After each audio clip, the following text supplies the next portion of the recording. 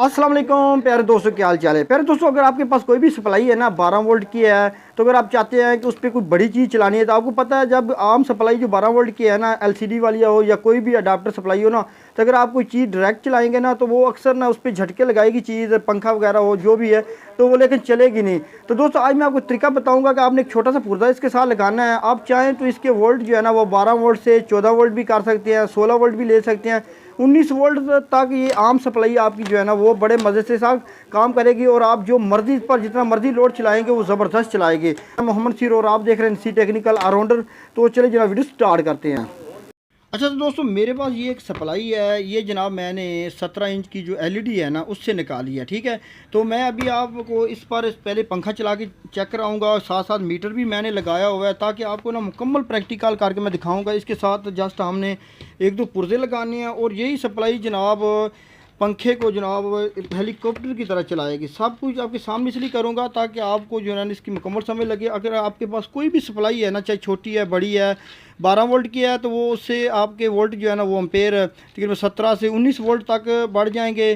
तो अगर आपके पास 5 वोल्ट की है तो उसके आपके वोल्ट जो है ना वो तकरीबन 9 वोल्ट तक जाएंगे। तो ज़्यादातर आपको पता है कि 12 वोल्ट की सप्लाई इस्तेमाल होती है। तो मैं अभी जनाब इसको पीछे से करंट देकर आपको चेक करवा देता हूँ। मैंने इसके साथ एक पंखा लगाया हुआ है, वो भी मैं आपको चेक करवा देता हूँ कि इसकी पोजीशन क्या है। बाद में फिर हम इसके एम्पेयर और वोल्ट जो है ना वो बढ़ाएंगे। तो चले जनाब मैं इसके पीछे से देता हूँ करंट। तो दोस्तों मैंने इसको करंट दे दिया है। तो ये साथ मैंने इसके जो है ना पंखा लगाया हुआ है। ये मेरे पास बलिनो वाली मोटर है। तो ये आप चेक कर रहे होंगे कि ये ना झटके लगा रही है। ये देखो, ये मैं अभी आप इसके ऊपर पंखा नहीं लगा हुआ, मैं आपको सिर्फ चेक कर, ये देखो ये कभी चलती है कभी ये ऐसे ऐसे ना ये पल्स लगा रही है। ये देखो, ठीक है, ये मैंने आपको दिखा दिया। ये इसके साथ मैं आपको मीटर भी दिखा दूँ। ये जनाब इसके वोल्ट आप चेक करें, ये 12 वोल्ट की सप्लाई है और इसके वोल्ट कम पेश जो है ना ये 4 5 6 जैसे वो मोटर की पल्स लगा रही है ना। तो दोस्तों ये सप्लाई को पता है कि आपने कोई भी एलसीडी की सप्लाई हो या कोई आम सप्लाई है ना, उसको पंखे पे लगाना है तो पंखे ने ऐसे ऐसे पल्स लगानी है, चाहे एयर कूलर है कोई भी पंखा है। अब दोस्तों हमने इसके एम्पेयर और वोल्ट बढ़ाने हैं। तो मैं इसका जो करंट है ना वो निकाल देता हूँ, क्योंकि इसके अंदर कैपेसिटर के अंदर स्टोरेज हो जाता है, वो हाथ को लगने का ख़तरा होता है। अब दोस्तों इसके हमने काम करने हैं दो। ठीक है, सबसे पहले इसका काम ये है कि इसका जो ये ऑटो कपलर है ना, ये ऑटो कपलर है, इसका ये जो बड़ा कैपेसिटर है बिजली वाली साइड है, ये इसकी होती है इनपुट और ये होती है इस चॉपर के, ये होती है आउटपुट 12 वोल्ट वाली साइड। ठीक है, ये जो ऑटो कपलर है ना, सबसे पहले एक काम आपने ये करना है कि इसकी जो इनपुट वाली दो पिन्नी है ना ऑटो कपलर की, ये दो पिन्ने यहाँ पर हमने लगानी है 33 के रेजिस्टेंस। ठीक है, 33 के की रेजिस्टेंस मैं अभी आपके सामने इसको लगाता हूँ, ताकि प्रैक्टिकल जो है ना वो मुकम्मल आपके सामने करूँगा और इसके वोल्ट और एम्पेयर वो भी बढ़ेंगे आपके सामने। और आप किसी भी आम सप्लाई पे जनाब कोई भी पंखा वगैरह कुछ भी आप चला सकते हैं। तो मैं जनाब इसकी पहली दो पिन्ने ना इनपुट वाली वहाँ पर लगा देता हूँ 33 के की रेजिस्टेंस। ये होगी जनाब, इसका कलर कोड जो है वो मैं आपको दिखा देता हूँ साथ। ये ऑरेंज ऑरेंज और ऑरेंज है। ठीक है, ये इसका कलर कोड है, ये आपने ले लेनी है, ये अच्छी तरह समझ लें। फिर उसके बाद हम इसके आगे जो है ना वो रेजिस्टेंस लगा देती हैं। ठीक है, ऑटो कपलर की पहली इनपुट वाली दो पिनों पर ये 33 के की रेजिस्टेंस लगा देनी है। ठीक है, अब ये हो गया जनाब इसका एक इसका टिप्स वोल्ट बढ़ाने का और एम्पेयर। लेकिन ये जो है ना ये काफ़ी नहीं है।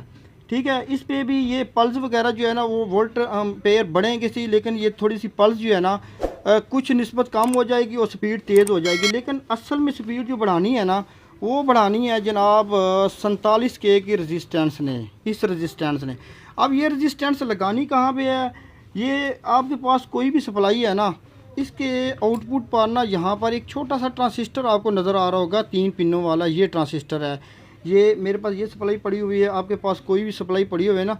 अब इसका ये इनपुट वाला हिस्सा है और ये आउटपुट वाला हिस्सा। आउटपुट वाला हिस्सा जो है ना 12 वोल्ट वाला, यहाँ पे ये लगा हुआ है, ये यहाँ पे ट्रांसिस्टर लगा हुआ है। यानी कोई भी आपके पास सप्लाई होगी ना, ये ट्रांसिस्टर तो ज़रूर होगा। ठीक है, अब यहाँ पे हमने लगानी है एक रेजिस्टेंस 47 के की। अब कहाँ पे लगानी है, इसका आसान तरीका तो ये है कि इसकी आपको पता है कि इसकी मैं थोड़ा सा आपको क्लोज़ करके दिखा दूँ। इसकी होती हैं 3 पिने, ठीक है। ये 3 पिन, एक तरफ 1 पिन है और एक तरफ 2 पिने हैं, ठीक है।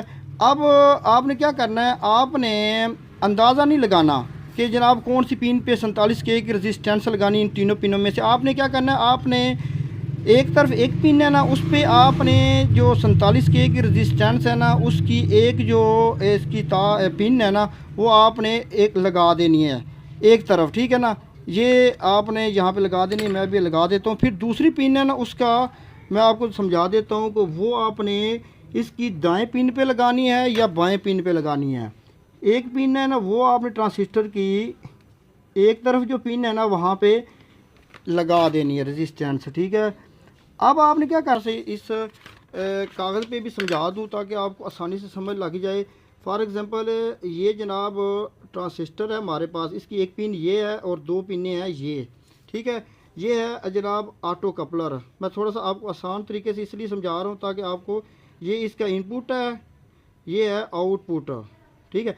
अब एक इस ऑटो कपलर है ना, इसकी एक पिन इस ट्रांजिस्टर की एक पिन के साथ लगी होगी, ठीक है। यहाँ पे फॉर एग्जांपल लगी हुई है।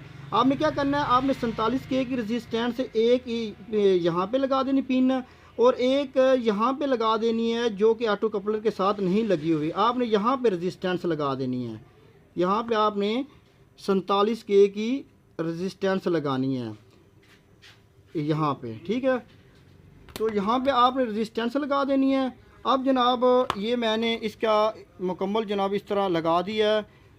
उम्मीद है कि आपको इसकी समझ भी लग गई होगी। अब मैं आपको चेक करवाता हूँ कि यही सप्लाई जिस पर मोटर पल्स लगा रही थी, ऐसे ऐसे झटके लगा रही थी, ये फार्मूला मैंने आपको इसलिए बताया कि ताकि आपको कोई भी सप्लाई हो ना, आपने रट्टा नहीं लगाना कि यार पता नहीं इस पिन पे लगी हुई है रेजिस्टेंस की, इस पे लगी हुई है।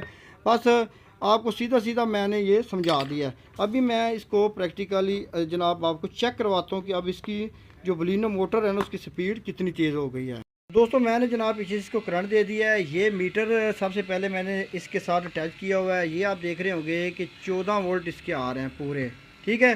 तो अभी जनाब ये जो मोटर है ना, ये इसके साथ लगी हुई है। आप चेक करें इसकी स्पीड और इसकी आवाज़ भी, ये इसकी फुल स्पीड से चल रही है।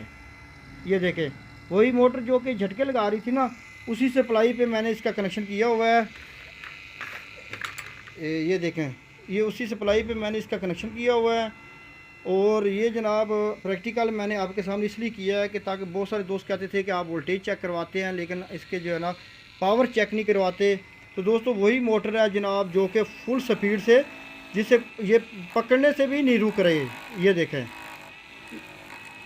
वही मोटर है जो कि झटके लगा रही थी। अच्छा दोस्तों, आप जनाब यहाँ पे एक बहुत सारे लोग सवाल करते हैं कि यार अगर ये जो वोल्टेज है ना, हम इसको मज़ीद कम या ज़्यादा करना है तो उसके लिए हमें कौन सा फार्मूला इस्तेमाल करना चाहिए। तो दोस्तों उसके लिए आपने इस्तेमाल करनी है, ये आपको वेरिएबल रजिस्टर एक मिल जाएगा, बाज़ार से आम मिल जाता है तकरीबन। ये दोस्तों इसकी ये जो 2 पिन्नी है ना, जिस तरफ ये इसका ये वॉल्यूम लगा हुआ है ना कम ज़्यादा करने वाला, इसकी 2 पिनें आपने जोड़ देनी आपस में, ठीक है। और एक पिन जो है ना वो आपने जनाब लैदा कर देनी है।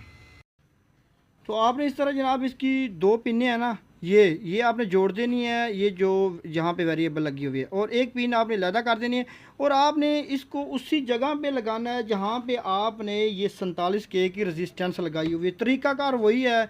अब जनाब इससे आपको ये फ़ायदा होगा कि अगर आपको एम्पेयर या वोल्ट कम चाहिए तो आप यहाँ से, ये बाकायदा एक वेरिएबल लगी हुई है बारीक पेचकस की मदद से आप जैसे घुमाते जाएंगे वोल्टेज बढ़ते जाएंगे और ये 19 वोल्ट तक आपको ये ले जाएगी। और इसकी पावर भी फुल होगी। ऐसा नहीं है कि सिर्फ वोल्टेज बढ़ेगी और पावर नहीं होगी, वोल्टेज भी बढ़ेगी और पावर भी बढ़ेगी। अच्छा, उसके अलावा बहुत सारे लोग सवाल करते हैं कि वॉल्यूम जो होता है इसकी स्पीड कम ज़्यादा करने के लिए जो आम वॉल्यूम इस्तेमाल किया जाता है तो वो कहाँ पर लगना है। तो वो भी दोस्तों इसी जगह पर ही लगना है जहाँ पर ये 47K की रेजिस्टेंस लगी हुई है। तो दोस्तों इस वीडियो में मैंने आपके 3 मसले जो है हल कर दिए, इसलिए कि ताकि आपको किसी किस्म की कोई कन्फ्यूजन न रहे।